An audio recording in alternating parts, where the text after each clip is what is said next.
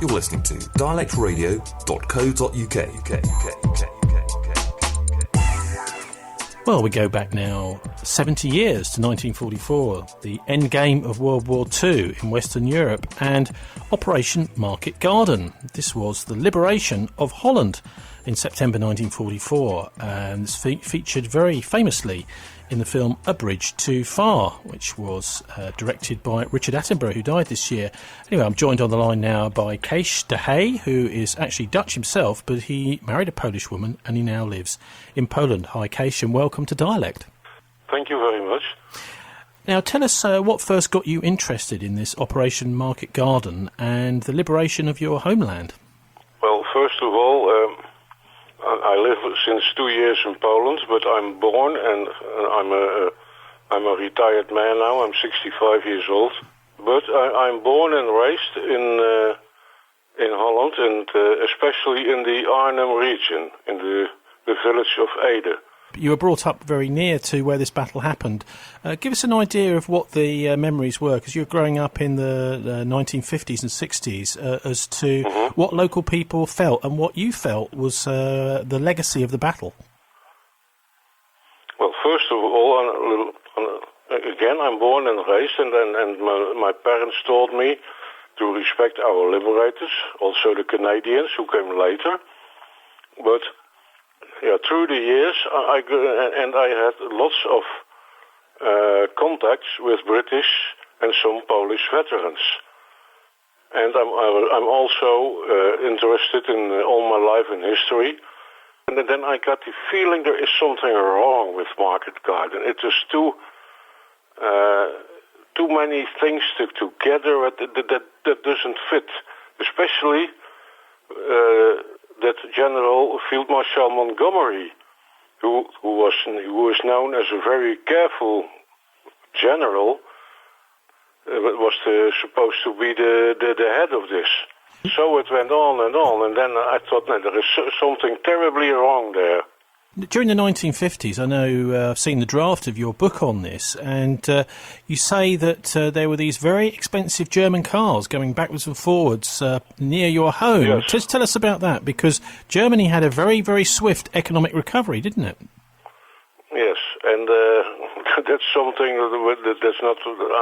I'm not angry about it, but my whole generation, and that is after the war. We told us it was the German, it was the Marshall help from the Americans.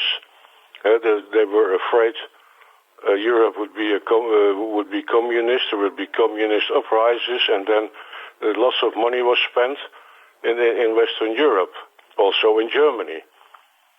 I found out that the Germans in 1944 already made a plan. And which they did before the end of the war. They saved all their money back on mostly Swiss banks. Even the gold of the tooth of the Jewish people that they murdered, it was melted down in gold bars. It was also brought to Switzerland. And after the war, together with the Marshall help, Germany became the number one economic power in Western Europe, and they lost the war. The same thing happened with Japan. They became the most powerful economic power in the Far East. It's just the two countries who lost the war and did the most terrible war crimes, they were rewarded. That's my opinion. Well, that's interesting, isn't it? And so take us back to August in 1944, before Operation Market Garden, before the attempted liberation of Holland. What was going on in August 1944, before Operation Market Garden, that influenced the battle, do you think? That was I think, and that is my opinion, that is not only in August 44, but all through the war. Let's put it in a nutshell. I think the Russian army, the Russians, were good enough to fight against the Germans, and they did it very good. at the cost of terrible losses. But when they reached the Poland, Romania, in the Balkany, and then they started the fear of how far would the Russians advance to the west. And then where would they stop? There was no agreement whatsoever about it. Right, so I imagine the Allies, I'm talking about the United States, Great Britain, Canada, people like that were wondering, what is the end game going to look like when the war finishes, when the Germans capitulate? What is the map of Europe going to be? And so they were opened a Western front in order to make sure that it wasn't just going to be Russia that won the European war on their own. Yeah, that was the main fear, I think. I'm convinced of that. That was really going on. Okay, so what about the financial arrangements then for the Germans to do with all their looted cash? And what about how did this influence Market Garden? My opinion is that in August, the end of August, I don't know. I don't have the exact date at the moment. But it was end of August. There was a conference in the French city of Strasbourg, in Hotel Rouge, and there the main German industries like Krupp, Mannesmann, IG Farben, and so on, who also had before the war huge cooperation with British, especially with American big firms like the American Union Carbide and so on. There was a conference. It was organized by the German Minister of Finance, Hjalmar Schacht, to bring all the German capital and knowledge of their industry in safety to Switzerland. And you must imagine, in Strasbourg, and at that moment, the Third American Army from General Patton had already reached Le Mans near Paris. And that was known with the Allies, that was going on there. And then the British Second Army advanced very quickly to the north. That is to say, one army corps, the 30th Corps of General Horrocks. They conquered, they liberated Brussels, and then they conquered the big port of Antwerp, which was very crucial at that time because the Allied troops did not receive enough goods, fuel, ammunition, and so on. It was impossible to launch a major attack at that time. It was also the General Eisenhower who gave the order that the port of Antwerp, that was our first objective. Without that, a further invasion would be impossible. And then there was this also from the 1st of August, the Allied First Airborne Army was created, a combination of British and American airborne troops, airborne divisions. And they made plans, and one of them was Operation Comet. It was a little version of what later was going to be Operation Market Garden. It was the first British Airborne Division was going to do this. This is so to go through Eindhoven, Nijmegen to Arnhem. And then that was on the 9th of September 1944. Field Marshal Montgomery cancelled it. It was too dangerous, there was too much resistance, and he said to stop it. The same day, he asked the first Airborne Allied commander, the General Louis Brereton, to make major airborne attacks on the peninsula of Walcheren. So the port of Antwerp would be available for the Allies. That was very important. And Brereton refused that. I don't know why, but I think he had to follow orders, but he refused. The next day, there was the famous conference on the 10th of September near Brussels, where General Eisenhower met Field Marshal Montgomery.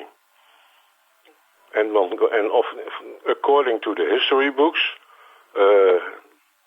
Eisenhower had an injured knee. He couldn't get out of the plane. And my question is, well, if you can go into a plane, why don't you get out of it?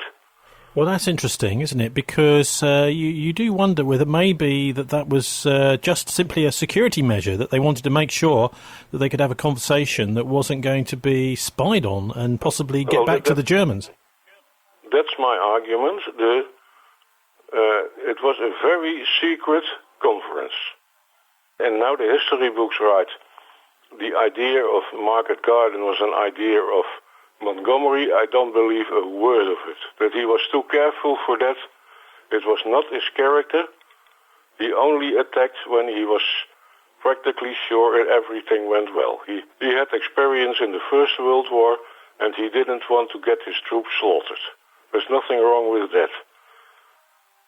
Can you take us into that aircraft? What do you think was going on in that conversation? I think that Eisenhower had, through secret canals, he had heard that there was a proposition from the Germans, and it is not the first time it happened. All through the war there were secret negotiations and propositions that Hitler would be, in French it is a coup d'etat, in English also, isn't it? To remove Hitler and replace him by someone else. And that was going on that was the proposition was, and also the Germans always said we wanted to fight, we want peace with the Western Allies, and we want to fight to keep on fighting against the Russians.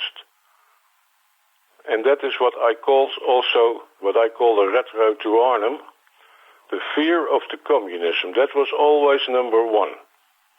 Well, why was that then? Because surely the Germans were attacked on both sides, both by the Allies, the Americans and the British on the western side, and the Russians on the eastern side. Why this big fear of communism? The fear of communism is very simple. It started after the Russian Revolution in 1917 during World War I, and then huge capitals were nationalized, confiscated by the communist regime of Lenin, and that is also the cause what happened after the First World War, the rise of the fascist regimes. They were a reaction on what happened in Germany. There was also a threat of a communist revolution. Adolf Hitler was financially, he received millions from the German industry, also from America, especially from Henry Ford. About what I know about it, about in those days, $30 million. That's a lot of money nowadays, and then even multiply it with 10, we speak about $300 million nowadays.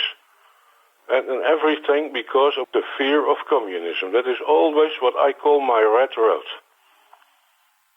Taking us back to the Red House meeting in Strasbourg in August, what did the Nazis end up doing with a lot of the loot? Because they'd been all around the capitals of Europe, taking gold and securities, paintings, artworks, everything, and hoarding it in Berlin. And there's been a lot of questions after the war as to where did that all go to?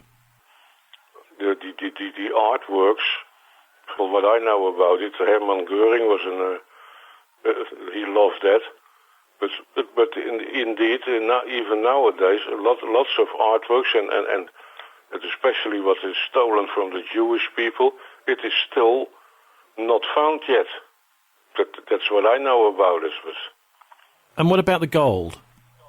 the gold, what I told you, it was melted down in gold bars and then sent to Switzerland. And they had no problems with that, the Swiss government. Because, for example, in 1945, just before the end of the war, the Germans were still occupying northern Italy, and they decided even not to kill the Jewish people and send them to the concentration camps to murder them. The Swiss government allowed them to, because that was the only left route, the safe route to do that, through the neutral Switzerland to Germany and Poland, where they were murdered. So that was no problem for the Swiss government. Well, a lot of the money was controlled by Hitler's secretary. Some would call him the treasurer, Martin Bormann. What are your thoughts about him? Because some people say he committed suicide, some people that he was killed, and others that he survived the war. I think, but that is what some people say.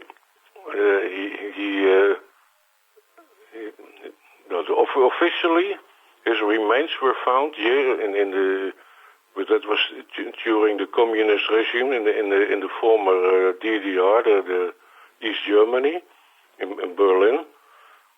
And then his former dentist identified him by heart, because he had no papers anymore, by heart, that these are the teeth of Martin Bormann. So I don't believe a word of it. There was a German general. His name is Reinhard Gehlen. He was the chief of the German Abwehr, the German Secret Service, and he wrote a book about it. After the war, he became the new German chief of the German intelligence after the war of Western Germany, and he said that what he thinks that Martin Bormann was a Russian agent. Through the war, he gave the Russians all the information about German plans and tactics. These are the words of Reinhard Gehlen, and I believe him. Okay, well, back to Holland, back to Arnhem. What do you think the lessons are that we should look back on Arnhem? Because the official story is that it was all a big mistake, and you don't believe that. I don't believe it. I believe that, and now I come back to the conference on the 10th of September in Brussels, that General Eisenhower had information, because when you look at the tactics, what Eisenhower, his first responsibility was to have a proper big port to supply his troops, and at that moment there was nothing whatsoever. The landing on Normandy, Operation Overlord, was weeks before ahead of the schedule. He had lots of troops, everything he had, Eisenhower, but he had no fuel and ammunition to support his troops. What he needed was a big port, and that was Antwerp, and that was conquered. And from one day on the other, he changed his mind, and what I think, he had information there would be a switch of power in Germany, and then the northern part of my country, Holland and Netherlands, would be demilitarized, to say it right, and then there would be a German-friendly government for a short period. Arnhem would be the guarantee, the assurance the Brits had there for the Allies, and then the Allied troops would wait again behind the Rhine, and the Germans would keep on fighting and try to drive the Russians back. Okay. And that all because of the fear of communism. That is my opinion. Okay, just tell us about your forthcoming book, because I know you've got a draft of a book out, and when you hope to publish it. but I'm still working, get additional information, and I'm going to. At the moment, it is in the Dutch language. You have an English copy of me. It was a very poor translation, but I will publish it as an e-book, as an electronic book, and when it's going to happen in a few weeks, I think. What's the title? The English word is the Red Road to Arnhem, and in Holland we have, in the Dutch language, we have a saying that's called the rode draad. I don't know how to translate it. It is something, what happens in your life every time it comes back.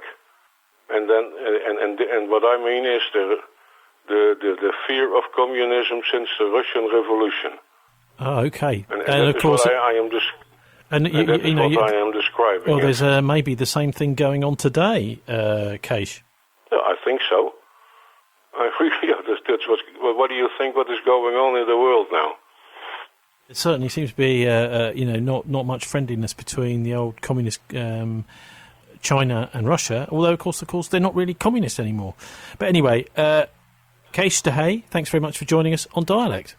And I want to thank you for giving me the chance to give my opinion. Goodbye, Tony. Bye. You're listening to dialectradio.co.uk.